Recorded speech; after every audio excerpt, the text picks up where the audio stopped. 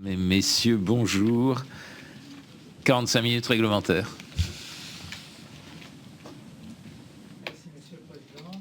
Mesdames, Messieurs les conseillers, nous nous trouvons devant vous pour parler de Stylia HD. Alors d'abord, juste un mot. Elisabeth Durand, qui est la directrice de l'antenne de TF1, qui a présidé aux destinées de Stylia, est à mes côtés. Ça a été l'âme du projet. Fabrice Mollier, qui est le patron du pôle thématique, lui, a été le pilote du groupe de projet, et Jean-François Lancelier est celui qui supervise tout ça. Vous le connaissez bien. Alors après Tendance 24, voici le jour de Stylia HD. Et vous connaissez déjà tous Stylia, notre chaîne féminine qui a été lancée le 2 octobre 2010 sur le câble, la DSL et le satellite. Son parti pris, eh bien, c'est proposer des programmes consacrés à l'art de vivre et aux tendances. Stylia est aujourd'hui la marque féminine haut de gamme de la télévision payante, et votre appel à candidature nous a donné l'idée et l'envie, surtout, de faire grandir Stylia en Stylia HD avec la conviction que cette chaîne répondrait à une nécessité, donner enfin aux femmes sur la TNT gratuite une chaîne qui leur ressemble et qui les rassemble. Toutes nos vies, toutes nos envies, telle est la signature de la chaîne, et elle résume bien le projet éditorial. Stylia HD, c'est à la fois apporter des clés pour aider les femmes à mieux vivre le quotidien, mais c'est aussi répondre à leur désir de culture, d'évasion et de rêve. Toutes les femmes sont différentes et chaque femme est elle-même plurielle, et c'est pourquoi Stylia HD s'adresse aux femmes dans leur diversité, de l'adolescence à la grand-maman, quelles que soient leurs conditions sociales et professionnelles, quel que soit leur style, leur mode et leur niveau de vie. Stylia HD se veut à la fois divertissante et utile, incarnée et conviviale, qualitative et complice. Mais au-delà d'être une chaîne séduisante, Stylia HD a aussi pour ambition d'œuvrer à la valorisation de l'image et du statut de la femme. Et ce n'est surtout pas un ghetto, puisque bien naturellement, les hommes y seront aussi les bienvenus. Voilà, je passe la parole à Elisabeth qui va vous détailler le projet éditorial de Stylia HD. Monsieur le Président, Mesdames et Messieurs les conseillers, bonjour. Ah, pardon. Notre ambition pour la chaîne Stylia HD, comme l'a expliqué Nonce, est d'en faire la chaîne la plus féminine de l'offre de télévision gratuite, soit une véritable chaîne de complément à l'offre actuelle. La ligne éditoriale que nous avons pensée est articulée autour de deux promesses simples: toutes nos vies, toutes nos envies, qui sera la signature de la chaîne. Toutes nos vies répond à une fonction miroir de la société, là où toutes nos envies répondra à une fonction évasion. Stylia HD déclinera dans toute son offre de programmes des valeurs fortes, comme la diversité, l'authenticité, la proximité, le bien-être, le glamour, la modernité, le rêve et l'évasion. La chaîne sera vivante et chaleureuse car elle sera très incarnée. Nous y aurons un mélange entre des animatrices et des animateurs déjà connus du grand public, de nouveaux visages sur lesquels la chaîne pariera, et nous ferons aussi appel à des experts et expertes dans les émissions et magazines de la chaîne.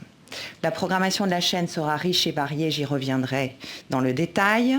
Et nous avons pensé l'offre de programmes autour de 3 espaces-temps que nous considérons différents en termes de rythme de vie des femmes et donc de consommation télévisuelle.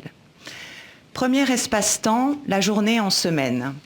Nous souhaitons accompagner nos téléspectatrices tout au long de la journée sur un ton positif et chaleureux. 2 émissions incarnées rythmeront la journée. La première, intitulée « Toutes nos vies, la matinale », démarrera à partir de 6h45. Elle sera une émission vivante et didactique. Elle traitera des sujets du quotidien. Une animatrice sera entourée d'une équipe, ainsi que d'experts si nécessaire, qui donneront des informations pratiques aux téléspectatrices sur des thèmes concernant autour de l'éducation, le travail, la santé.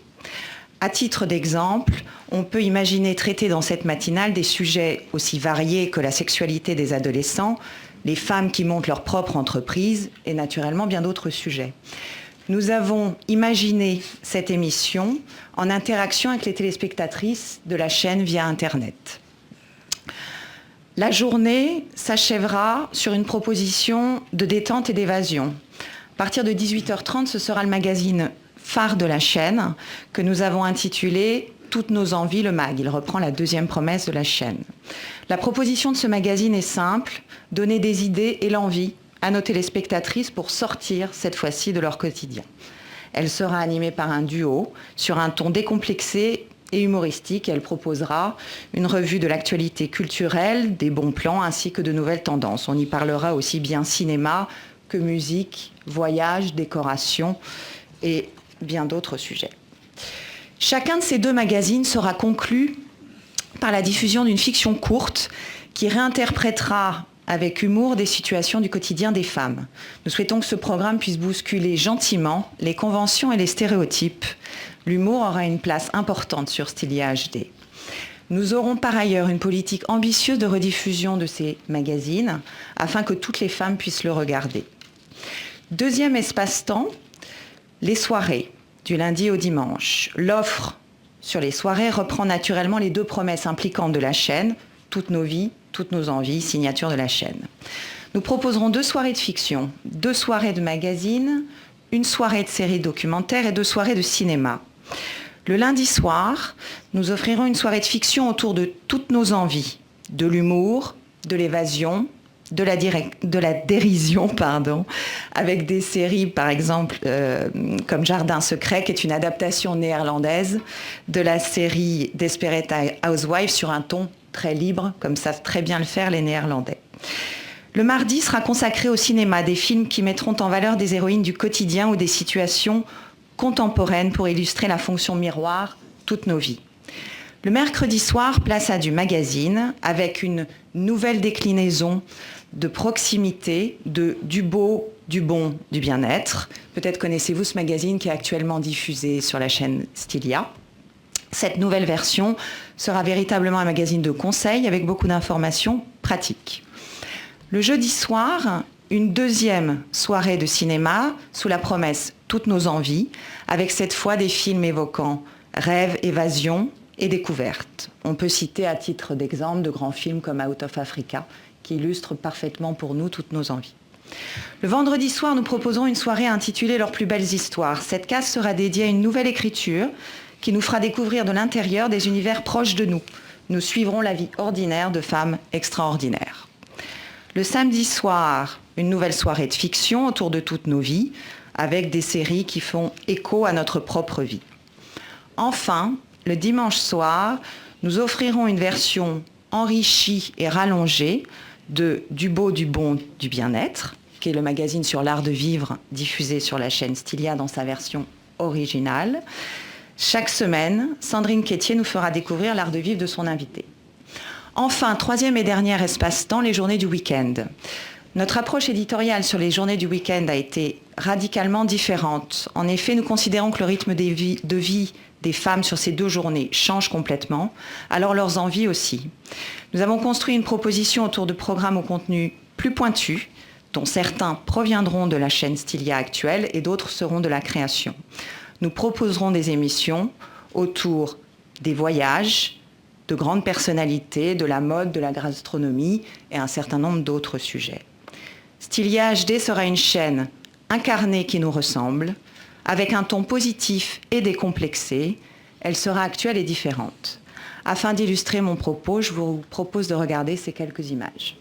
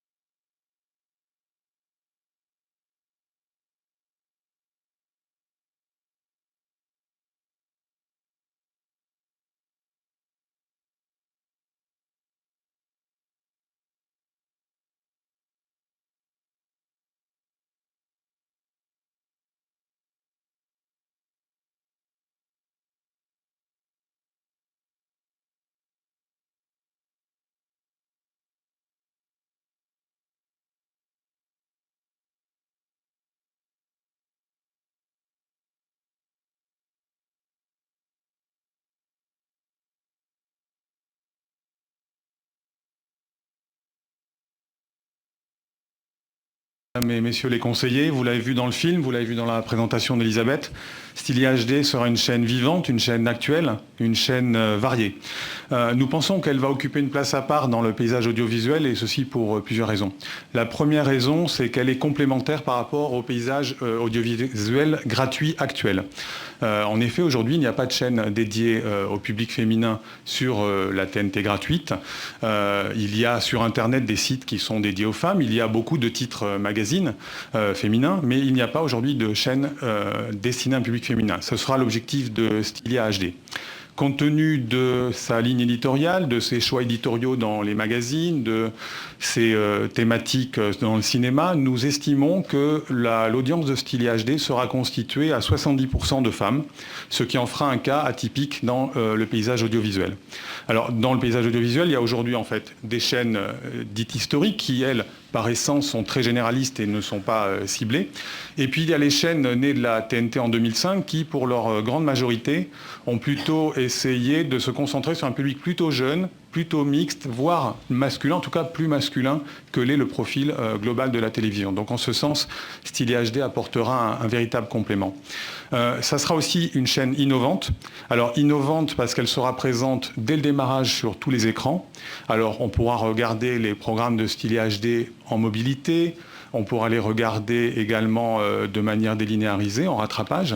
Mais ce n'est pas qu'une envie de technologie, c'est vraiment impactant dans le ton global de la chaîne.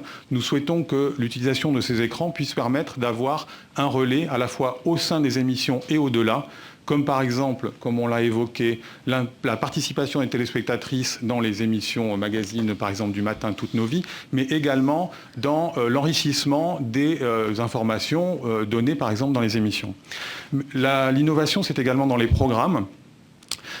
Stylia HD va en fait à terme proposer plus de la moitié de sa grille en programme inédit, et dès le démarrage nous serons en mesure de proposer 17 heures de programme en haute définition par jour. Donc vous le voyez, ces investissements forts devraient permettre à Stylia HD d'atteindre 1,4% de part d'audience en 2016 et d'atteindre l'équilibre dès 2017. Voilà, donc avec ce projet, c'est une nouvelle vie que nous proposons, si vous l'autorisez, pour la Stylia sur la TNT. Merci beaucoup. Voilà, Monsieur le Président, Mesdames, Messieurs les conseillers, la présentation en 13 minutes, 17, 18, 19, 20 secondes. Ah, vous commencez à bien vous rôder, Monsieur le Président. Mais à la troisième, je pense qu'on va y arriver vraiment. Monsieur Alain Méhard. Merci, Monsieur le Président. Madame, Monsieur le Président, Messieurs, je voulais d'abord saluer, Monsieur le Président, votre réel talent poétique dont vous avez fait preuve tout à l'heure. C'était beau comme du Verlaine. Je résumerai ni tout à fait la même, ni tout à fait une autre. C'est un peu l'histoire de Stylia, d'ailleurs. Au passage à la TNT, quel va être le degré de changement? Vous avez parlé de nouvelle vie, vous avez décrit la grille, on s'y perd un peu. Qu'est-ce qui demeure? Qu'est-ce qui est nouveau? Quel est le degré de changement au passage TNT de Stylia? Alors, le changement est très important. C'était peut-être pas aussi clair que je l'aurais souhaité dans la présentation, mais en fait, de la Stylia qui existe aujourd'hui, nous allons garder le magazine BBB, dimanche soir, plus une déclinaison de ce magazine. Et ensuite, nous allons concentrer l'offre de Stylia, et c'est ce que j'ai dit par rapport au fait d'avoir des contenus plus pointus sur le week-end. Nous garderons le magazine de mode de Stylia, PPTS. Nous garderons Beauty, qui est un magazine sur la beauté. Nous garderons Il. Donc, en termes de pourcentage, je ne sais pas, je n'ai pas fait les calculs, mais Fabrice peut peut-être répondre à cette question. Donc voilà, donc c'est une relative petite partie de Stylia que nous gardons, mis à part le nom, naturellement. L'objectif en fait de Stylia aujourd'hui, Câble Satellite, c'est une chaîne Câble Satellite qui s'adresse plutôt à un public plus de niche. Alors, en arrivant sur la TNT, nous souhaitons élargir à l'ensemble du public féminin. Et en fait, dans la grille de Stylia HD que nous proposons, 27% du temps d'antenne est issu de programmes qui sont actuellement sur Stylia câble et satellite. Donc sur 27%, c'est 10% magazine, 17% documentaire, puisqu'un certain nombre de documentaires de la grille de Stylia qui auront leur place sur la chaîne TNT. Oui, je voudrais juste ajouter qu'on est évidemment dans une ambition tout autre. Stylia aujourd'hui est une chaîne qui est confinée sur un bassin d'exposition qui est relativement restreint et qui est soumis au bon vouloir des distributeurs et dont le coût de grille est évidemment sans commune mesure avec le coût de grille et l'ambition de Stylia HD. Donc on est vraiment dans une approche totalement différente. Stylia HD est une chaîne qui doit s'adresser à terme au plus grand nombre et du coup, évidemment, ses ambitions éditoriales et financières sont d'une toute autre nature. Je voulais en venir pour ma deuxième question, donc un changement de la chaîne, qui est le prélude à un changement sociologique de l'audience de la chaîne. Et vous dites que vous voulez toucher toutes les classes. Et vous venez de rajouter, Monsieur le Président, à terme. Ça va prendre un certain temps, cette adaptation à toutes les catégories socio-professionnelles. Objectif que vous poursuivez au nom de la diversité, d'ailleurs. Oui, non, mais ça, ce sera d'emblée. Ce que je veux dire, c'est que l'équilibre des sensibilités, des origines, des styles, des modes de vie, des niveaux sociaux, femmes actives ou femmes au foyer, tout ça va évidemment faire l'objet d'un traitement qui sera le traitement de cette chaîne qui doit s'adresser à cette diversité d'emblée. Alors évidemment, la montée en puissance se fera au fur et à mesure de la couverture, vous l'avez vu dans notre projet, mais on est d'emblée avec des investissements importants et une ambition tout aussi importante. Troisième question d'ordre économique. Deux hypothèses, l'équilibre, le petit équilibre en 2017, et si j'ai bien retenu ma leçon, 2016, 1,4% d'audience. Sur quoi s'appuient ces hypothèses? Sur quelle analyse du marché publicitaire et de votre audience? Qu'est-ce qui sous-tend ce plan d'affaires? Oui, alors sur le marché publicitaire globalement, nous avons pris des hypothèses d'abord sur le marché plurimédia, d'une petite baisse sur le 2012, puis d'une croissance sur les années 2013 et au-delà. Sur le marché publicitaire de la télévision, nous avons considéré que, compte tenu d'ailleurs du développement de l'offre de chaînes de télé depuis plusieurs années et de l'augmentation de la consommation télé, le marché publicité TV allait être stable cette année et allait progresser plus vite que le marché plurimédia sur les années à venir, de l'ordre de 4,5% au-delà de 2013. Il n'y a que l'année 2016 qui fait exception, puisque si la publicité est retirée de France Télévisions à cette année-là, ça pourrait avoir une légère attrition sur la progression globale du marché. Ça, c'est pour le marché globalement. Pour ce qui est de la chaîne Stylia HD, donc ce 1,4%, nous l'avons étudié sur d'autres cibles, notamment des cibles féminines, pour étudier l'impact sur le marché publicitaire. Ce 1,4 en 2016 devient 2%. 2,0, enfin, sur la cible des femmes responsables des achats à moins de 50 ans, ce qui permet, compte tenu des hypothèses que nous avons travaillées avec TF1 Publicité, d'atterrir sur le chiffre d'affaires que nous avons indiqué dans le dossier. Oui, je voudrais juste compléter en disant, soyons modestes sur les prévisions que l'on fait. C'est évidemment pour nous une ambition, c'est aussi un pari, ça n'est pas une certitude. La certitude en revanche que nous avons, c'est que le groupe TF1 est là, derrière Stylia HD, pour faire en sorte que Stylia HD puisse se développer et atteindre des objectifs ambitieux comme ceux qu'on vous a présentés. Vous aviez une dernière question? Dernière question, oui, un peu de science-fiction. Vous êtes candidat pour 3 projets, vous avez déjà 6 autorisations, 6 plus 3 ça fait 9, il faudra en rendre 2, lesquels? 6 d'aventures. C'était le jackpot sur 3 chaînes. Écoutez, nous ne sommes pas dans cette idée-là. Je vous l'ai dit d'entrée de jeu, nous sommes venus avec 3 projets pour vous faire voir que le groupe TF1 avait analysé la situation du marché et pensait que sur ces 3 projets, il y avait véritablement des choses intéressantes à faire. Au fond, mon rêve, c'est de vous faire regretter de ne pas choisir les 3. Et donc, le travail que nous avons fait est un travail extrêmement sérieux. Dans les équipes, la compétition est rude. Moi, je suis obligé de défendre chacun des projets en subissant, je ne vous le cache pas, des pressions de toutes parts. Donc je résiste à la pression. Bon, sérieusement, il n'est pas question de rendre de fréquence. Il est question d'espérer qu'un de nos projets vous séduira. Et ce projet, quand il sera à l'antenne, il ne vous décevra pas. Merci. Madame Françoise Laborde.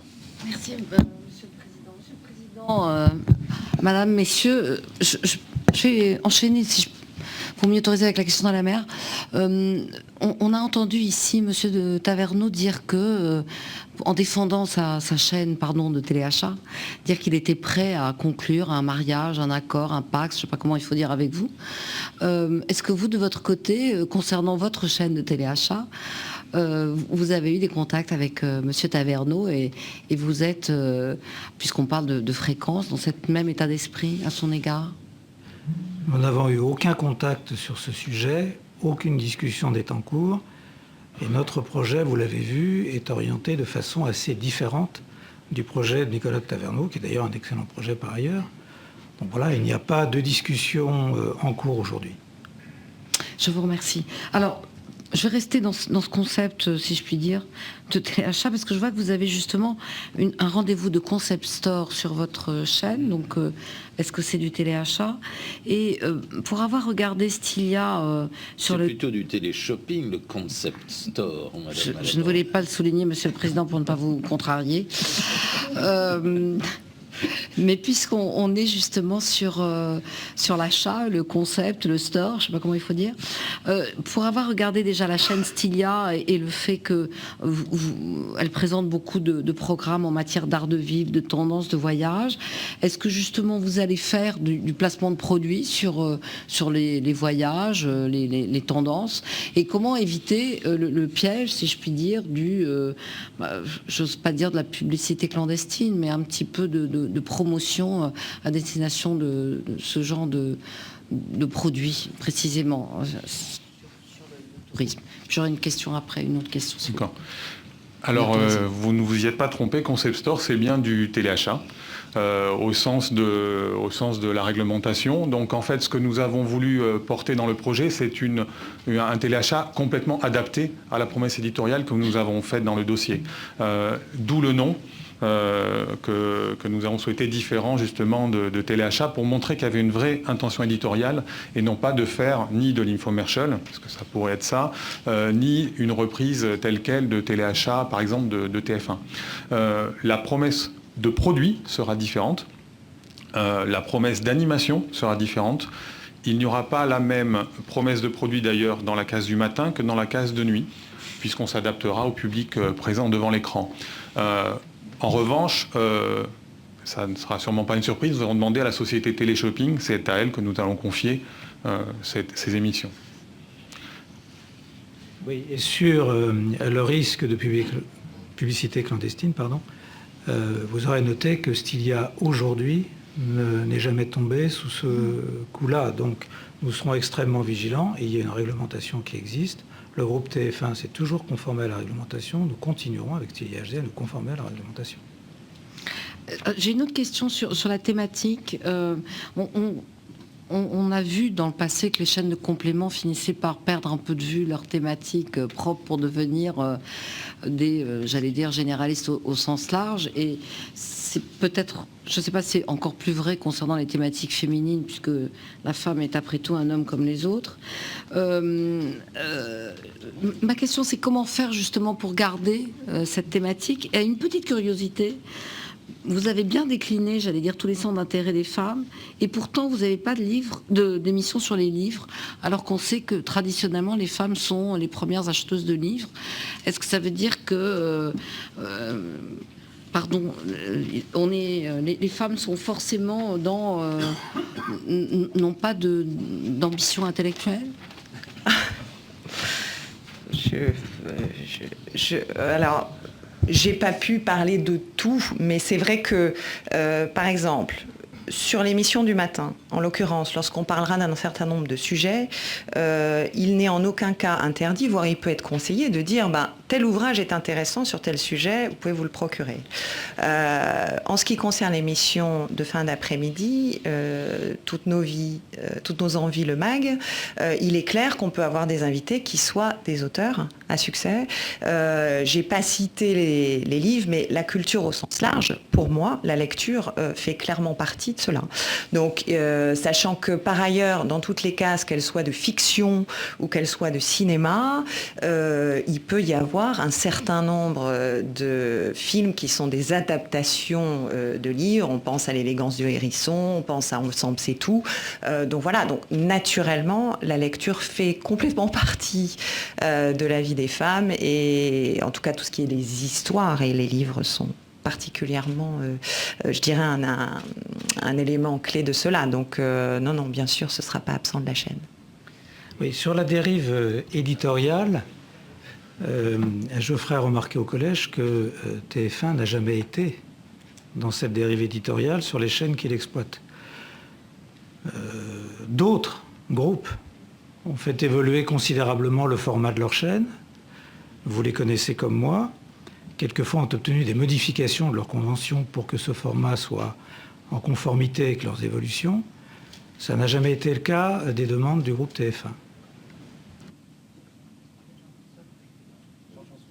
Oui, et en particulier, lors de l'acquisition de TMC-NT1, nous sommes engagés sur avoir des politiques éditoriales différentes selon les chaînes. C'est ce que nous avons respecté et que nous respecterons dans l'avenir. Je vous remercie. Merci. Madame Francine Mariani-Ducret. Merci, Monsieur le Président. Une question de détail, pas totalement. Aujourd'hui, Stylia, en matière de production, d'engagement de production, est intégré dans les obligations mutualisées du groupe. Le schéma que vous proposez est un petit peu différent. Vous allez la laisser à part, vous allez renégocier les accords professionnels. Quels sont vos projets? Ça, c'est sur la technique. Et d'autre part, quelle est la politique de production propre que vous envisagez pour cette chaîne? Alors, effectivement, aujourd'hui, Stylia Câble et Satellite est intégré aux accords groupes.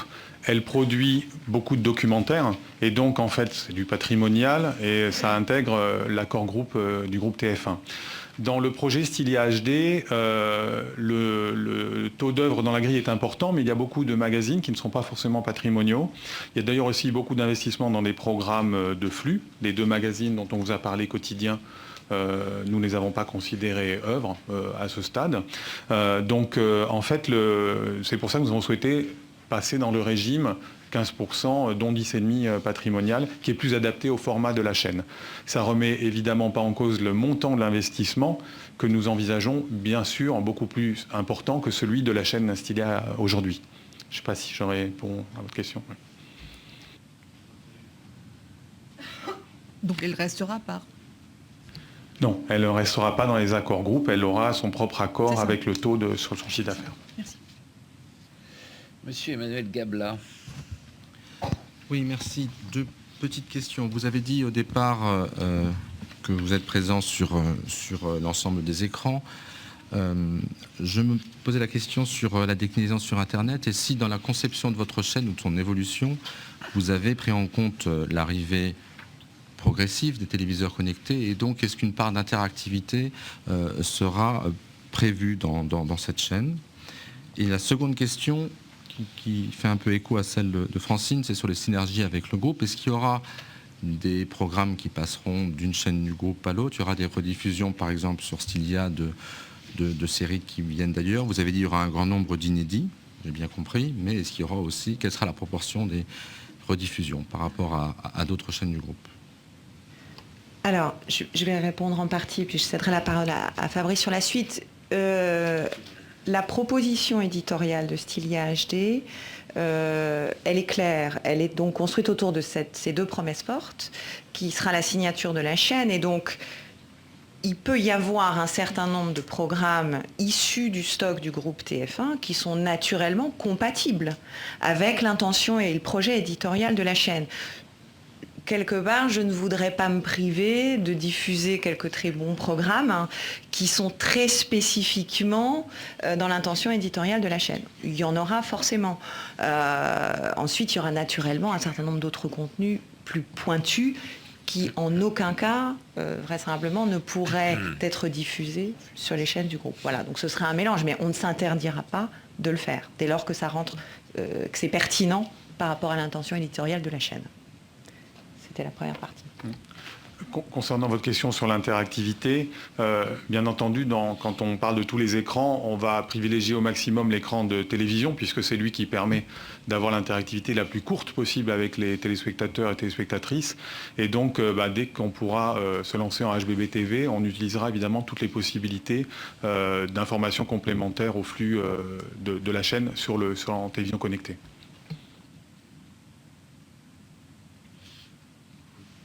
C'est bon. Monsieur Patrice Gélinet. Merci, Monsieur le Président. Une question un petit peu malicieuse. Votre projet est destiné à toutes les femmes. Je voulais savoir s'il allait être animé par les femmes, si elles seraient proportionnellement peut-être plus nombreuses à l'antenne ou dans vos studios qu'à la table où vous vous trouvez actuellement. Bon, il est vrai que la journée de la femme, c'est fini, mais enfin quand même. Non, plus sérieusement, c'est sérieux ce que je vous pose comme question. Vous dites également qu'il s'adressera aux femmes sans exclure les hommes. De quelle manière pensez-vous les intéresser à Stylia HD, si Stylia HD voit le jour? Alors juste une réponse sur votre taquinerie. Vous savez, quelquefois, les apparences ne sont pas forcément très conformes à la réalité, et vous avez pu avoir des présentations qui étaient très brillantes de ce côté-là, mais qui ne représentaient pas forcément une réalité sociologique au sein des entreprises en question. Nous avons un groupe de jeunes femmes ici présentes, dont une d'ailleurs est prête d'accoucher, j'espère que nous allons pouvoir terminer avant cet événement.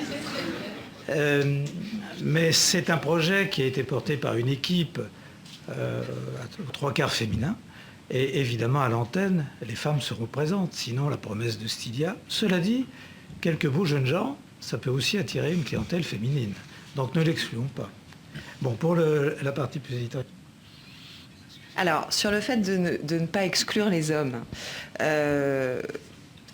je considère, et je pense ne pas être la seule, que certains hommes peuvent être très intéressés par le point de vue des femmes et de comprendre un petit peu la manière dont les femmes regardent les choses, les appréhendent. Donc voilà, donc je pense qu'on n'exclut pas les femmes, qu'on n'exclut pas les hommes dans un projet dédié aux femmes. Voilà, c'est un point de vue. C'est le mien. Si vous le permettez, je recommanderais même aux hommes célibataires de regarder cette chaîne très attentivement. On a de toute façon l'exemple de la presse féminine qui n'est pas du tout excluante, puisqu'une grande part du lectorat de la presse féminine est d'origine masculine.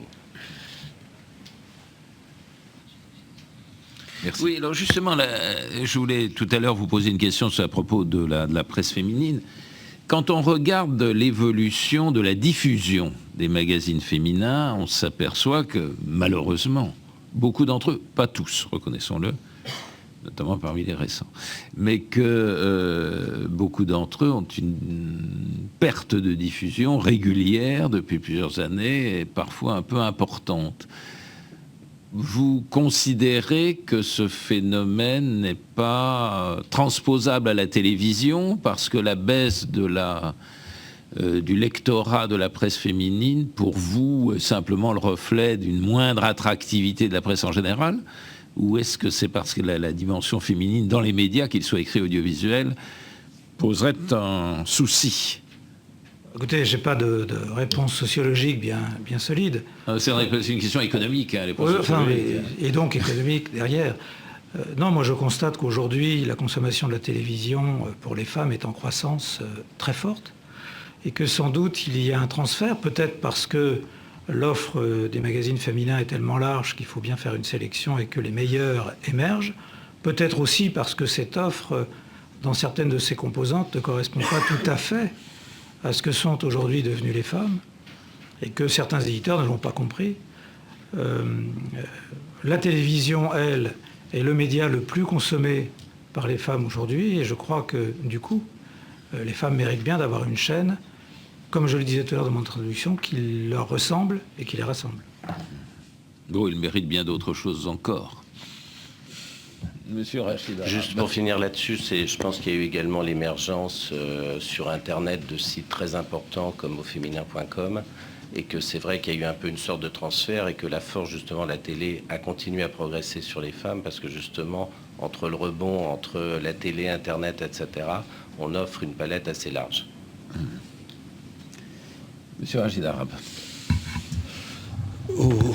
Au nom de l'équité et de l'égalité, je suis obligé, parce qu'hier, un de vos concurrents a dit mezza voce que j'avais posé une question vache sur la représentation, je cite, hein, je ne sais pas si mes collègues l'ont entendu, sur la représentation des femmes, y compris à la table de ces auditions. Moi, je veux simplement dire qu'au-delà des anecdotes, et on en sourit tous un peu, c'est vrai que ce qu'on constate, c'est qu'une meilleure représentation des femmes, et on le regarde attentivement au sein de l'Observatoire de la diversité avec Alain Méhard et l'ensemble du Conseil, on voit à quel point une meilleure représentation des femmes, au sens quantitatif et qualitatif, entraîne toutes les autres diversités. Et c'est ce qui m'a frappé en voyant votre clip. Et il me semble qu'effectivement, TF1 doit continuer à être le leader dans ce domaine-là. Voilà, ce n'est pas une interrogation, c'est une réflexion que nous partageons. Merci en tout cas de le dire. Vous le savez, c'est un engagement extrêmement sincère, authentique et durable. Évidemment, le clip a représenté ce que je disais en introduction, c'est-à-dire que cette chaîne va de l'adolescente à la grand-maman, et quelle que soit la condition des femmes en question, je pense que c'est notre mission. TF1, la chaîne, a toujours eu pour vocation, et c'est de plus en plus difficile, vous le savez bien, mais a toujours eu pour vocation de s'adresser à l'ensemble des publics, sans aucune considération d'origine, de culture, de conditions sociales, d'opinion. Et bien entendu, c'est une philosophie dans l'entreprise, mais c'est aussi une philosophie sur nos antennes, et nous essayons autant que possible, et je ne dis pas que de temps à autre nous ne soyons pas défaillants, ça peut nous arriver, nous essayons de tenir la diversité au premier rang de nos préoccupations. Pour prolonger cette remarque ou cette question de Rachid, je pense que nous sommes très sensibles au sein du Conseil justement à l'image des femmes dans les médias. Une commission a même été créée sur ce sujet, et notamment sur la place des femmes expertes et le fait que les chaînes fassent recours à des femmes pour justement y faire connaître leur expertise. Est-ce que c'est quelque chose qui sera aussi au cœur de votre projet? Est-ce que vous avez prévu des mesures un peu spécifiques? C'est-à-dire que les femmes, on doit pouvoir aussi montrer des femmes qui sont bonnes en économie, des femmes qui sont bonnes dans l'ensemble des sujets. Donc la femme experte, le thème de la femme experte, sera-t-il bien aussi au cœur de votre projet? Alors, en termes de contenu, il est clair que sur toutes les thématiques qui seront abordées sur les magazines, dans les émissions de plateau, en l'occurrence particulièrement la matinale et éventuellement dans l'émission de fin d'après-midi, mais c'est surtout celle du matin, et éventuellement le magazine de prime time du mercredi, il est clair que nous ferons appel à des expertes. Après, je ne sais pas répondre à votre question sur la prise d'engagement chiffrée, c'est ça? J'ai répondu? D'accord. Très important, parce qu'après ça permettra justement à ces experts d'être connus et de disséminer, notamment sur les autres antennes. Je peux juste ajouter que lorsque Michel Rézère a fait son colloque, justement, je crois me souvenir avoir été le seul président à y participer. En tout cas pour les chaînes. Pas président en général. Je ne suis pas le président de tous les Français, comme chacun sait. Mais malheureusement, si je peux me permettre, et c'est la vacherie, il fallait qu'elle arrive, il n'y avait pas de présidente non plus. Ça viendra. C'est faux. Il y a fait Karine Blouet. C'est vrai. Non, c'était rien. Madame Christine Kelly. Moi, j'avais en fait, Monsieur le Président, une question se rapportant aux expertes, mais non seulement j'ai entendu quand vous en avez parlé au tout début, et puis vous avez répondu à la question d'Emmanuel Gabla, mais c'est vrai que, par exemple, moi, je me dis, je regarde Stylia, et quand je prends, moi, ma personnalité, c'est vrai que le glamour, le rêve, l'évasion, voyage, décoration, cuisine, tout ça, ça m'intéresse, mais un tout petit peu. Par contre, le côté expert, ça m'intéresse beaucoup. Des femmes de qualité, des femmes profondes, denses, intenses, qui ont des choses à dire. Et l'info, où est l'info précise? Vous en avez déjà un peu parlé, mais où est-ce qu'on va trouver de l'information plus que du glamour et du rêve? Même si, effectivement, il y a un public aussi pour ça. Et puis, autre question, moi, c'est une question que je me pose, mais de façon générale, par rapport à tous les projets de télé qui concernent les femmes que nous voyons ici. j'arrive pas à comprendre et essayer de me persuader que la ménagère de moins de 50 ans, elle a envie de se retrouver sur une chaîne. Est-ce qu'elle a envie de se retrouver sur une chaîne particulière? Vous voyez ce que je veux dire? C'est-à-dire que, par exemple, moi, antillaise, je veux bien me retrouver sur plusieurs chaînes, mais j'ai pas envie de me retrouver sur une chaîne antillaise, par exemple. Oui, juste sur la ménagère, qui est d'ailleurs un vocable que nous avons banni de notre vocabulaire, nous, à TF1, je vous ai dit qu'elle s'adressait de l'adolescente à la grand-maman. Et d'ailleurs, dans la bande-annonce de Cilia, vous n'avez pas vu que des ménagères, comme vous dites, de moins de 50 ans. Donc on est véritablement sur un public très large. J'ajoute que les femmes pourront venir sur Stilia en fonction de leur humeur et de la qualité de l'offre que nous leur avons proposée, mais on ne leur interdit pas d'aller voir d'autres chaînes. Donc on est dans une situation où, au contraire, on enrichit l'offre pour un public féminin, mais ce public féminin continuera à regarder toutes les autres chaînes et les programmes qui les intéressent. Alors, ce que je crois, c'est qu'au travers d'une cohérence éditoriale, c'est surtout vous donner envie de la regarder. Parce que, plus que le fait que vous l'approprierez après, mais dans un premier temps, c'est que vous ayez envie de la regarder. C'est au travers des programmes qu'on a imaginés qu'on essaiera de vous donner envie de la regarder et de faire que vous ayez du plaisir à la regarder. Je crois que c'est ça qui est important, c'est la cohérence éditoriale, parce que très souvent, on fait des chaînes avec une cohérence éditoriale qui fait qu'un certain public ou tous les publics aient envie de se retrouver sur la chaîne. Et c'est ça qui me paraît important dans la confection d'une chaîne. Je vois souvent que les femmes elles regardent des magazines féminins sur certaines chaînes, mais on a déjà l'expérience de chaînes sur le câble de satellite dédiées spécialement aux femmes, et il n'y a pas des explosions d'audience non plus, quoi. Donc je parle de ça avec une expérience vécue du regard du CSA. Ce que je souhaiterais quand même réaffirmer sur le projet éditorial de la chaîne, c'est que vous parliez du fait que vous ne regardiez pas et que ça ne vous intéressait pas, ce que je peux tout à fait comprendre, la partie...